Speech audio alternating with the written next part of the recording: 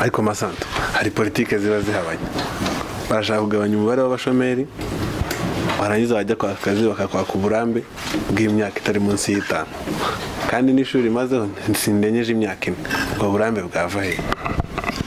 Iyo ni indwara, iyo ni indwara iri henshi cyane. Umuntu akwaka uburambe mu bihe biri ngombwa n'ibihe bitari ngombwa.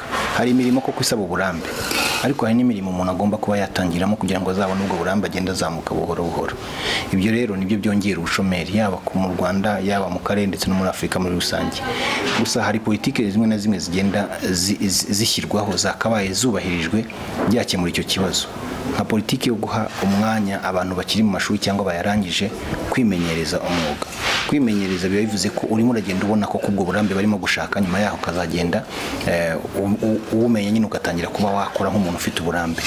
Icya kabiri no gushyira amashuri y'ubumenyi ngiro, kubera ko ubumenyi ngiro iyo umuntu arimo kwiga arimo no gukora, igihe avuyemo nta muntu uzamubaza ngo uburambe, kuko ibyo barimo kwiga barimo no kubikora.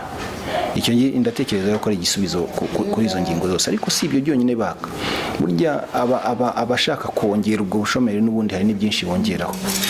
Tuvuze ku bijyanye n'ubwo burambe mu kazi, ariko no mu kujya kwaka inguzanyo. Umuntu avuye mu mashuri bakamushishikariza kujya gukora imishinga, hajya kwaka inguzanyo bakabwira ngo zana ingwate umuntu aba afite irenze igipapuro cy'ishuri ni iyihe.